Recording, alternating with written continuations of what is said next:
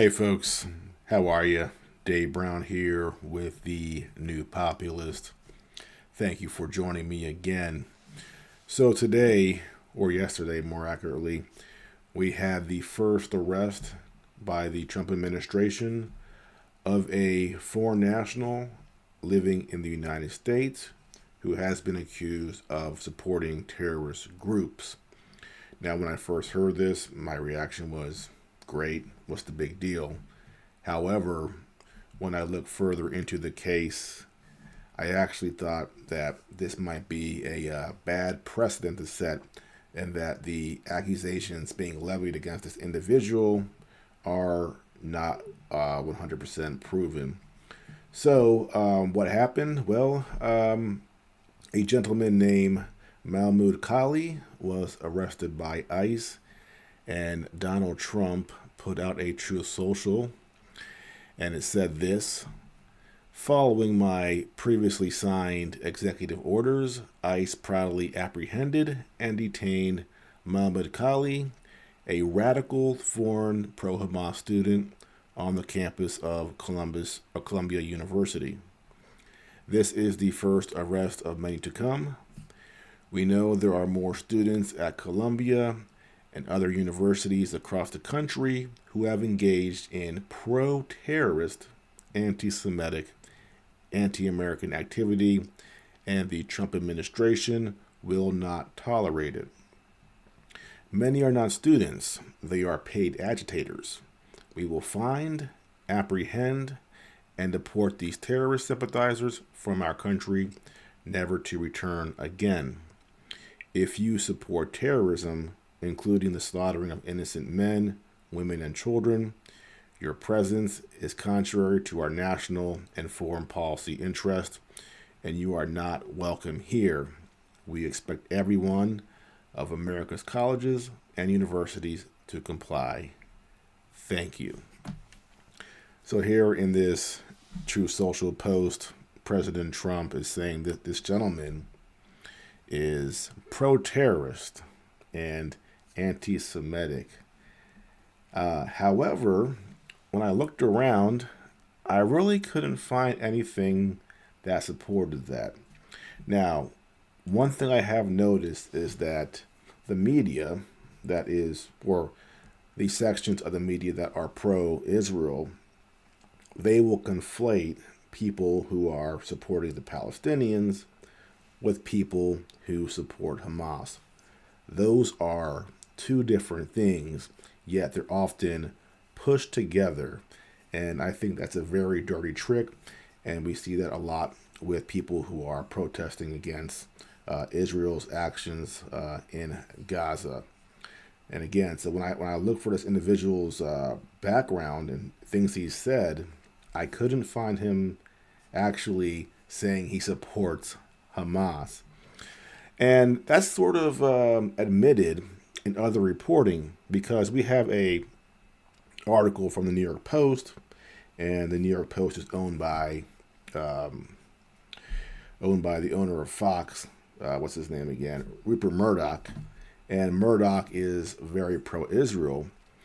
But if you read the article, the way they phrase things makes me think that they don't have a slam dunk case that this guy is actually a terrorist sympathizer. Here's what the article says. Columbia anti-Israel agitator Mahmoud Khalil was probed as national security threat, sources say, as judge holds up deportation. Columbia University protest ringleader Mahmoud Khalil was being investigated as a potential national security threat, a source said Monday, as President Trump warned the anti-Israel agitators' bus will be the first arrest of many. Secretary of State Marco Rubio was presented with intelligence that determined Khalil, a Syrian-born Palestinian who received his graduate degree from the elite school in December, was a threat to national security, a White House source said. Now, Our intelligence community, I don't trust them. Although right now, theoretically or, well, in practice, it is being not run, but the highest person is Tulsi Gabbard, the director of national intelligence. However, that doesn't mean that she controls every aspect of U.S. intelligence and the different organizations.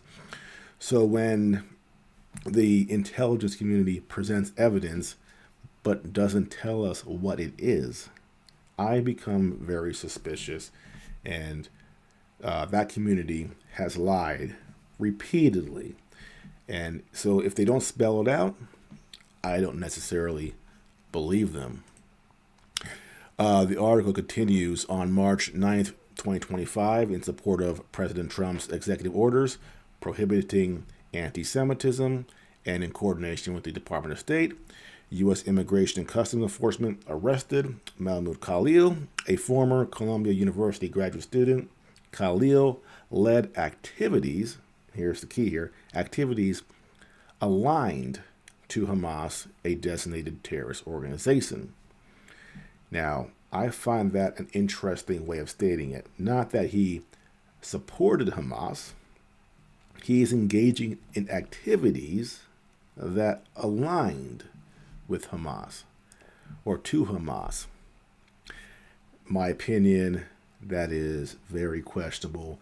And when they phrase things like that, it's because they don't have the goods 100%. So they have to make it, an insinuation rather than actual evidence. Activities aligned to Hamas. I don't buy that. And lastly here, Khalil, who earned his graduate degree at the School of International Public Affairs, was the lead negotiator for Columbia United Apartheid Divest, a group that sympathizes with terrorist organizations like Hamas and Hezbollah and calls for the end of Western civilization during last spring's anti-Israel protests and student encampment at the university. So he is leading this organization that they say is anti-Israel. Now, we need to make a distinction here between anti-Israel and anti-Semitism, because there are Jews who actually do not support the state of Israel. So saying that not supporting the state of Israel is anti-Semitic is simply false. Again, though, often they're conflated by the pro-Israel side, who says if you don't support the state of Israel, then you're anti-Semitic. That is not the case. And I disagree with that completely. And this organization that he's leading, what have they actually said? Well, they'll tell us because they've written articles explaining their mission and what they do. And I read their stuff, and they're saying the same thing that has been said at universities since the Vietnam era. The same exact neo-Marxist, anti-capitalist garbage. It's nothing new. It's the exact same thing. So why is it bad this time? Well, because this time it's a critique of the state of Israel. And as I've said in previous videos, and we all should be pretty aware of, the Israel lobby in this country is very powerful.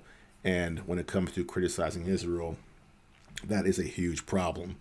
So here's what they actually said, our values. Again, this is just the same neo-Marxist garbage you've heard a million times. We believe in liberation. All systems of oppression are interlinked. And they list a bunch of people. And they say that it's all interconnected. We are committed to creating a multi-generational, intersectional, and accessible space dedicated to fighting for abolition, transnational feminism, anti-capitalism, and decolonization, and also to combating anti-blackness, queerphobia, Islamophobia, and anti-Semitism. We keep each other safe. We do not believe that our prisons or that prisons, police profit over people. Militarism, war, colonialism, imperialism will keep us safe. We reject the United States Immigration and Customs Enforcement agencies weaponizing of the United States racist immigration laws to prevent our international comrades and peers from speaking up. So again, this is classic neo-Marxist garbage that has gone on for a very long time. So nothing here spooks me or makes me go, oh my God, they're supporting terrorism or anything like that. No, this is just the normal anti-capitalist, the man kind of thing here. And it's been going on for a very long time. And the danger is, why now do we decide that this is so terrible and that we need to deport people? And when it comes to the specific guy again, Mahmoud Kali, he is a green card holder. He is married to an American citizen who is 8 months pregnant. So deporting this guy would be pretty cruel. So unless you have a substantiated case that he is actively supporting terrorism or terrorist groups, I say you can't deport this guy. And again, I have not seen that. I have not seen that at all, in fact. Now, what about the issue of people who are here and not citizens engaging in certain speech? Well, I've said in the past that if you're here as a student and you're engaging in protests against the U.S. government, I'm not a huge fan of that. And depending on how organized it is, I do think that there is times where it warrants removal. However, I will say that college students, as we all know, are pretty stupid. And when they're in college, this is their time to rebel against the system and have their voices heard.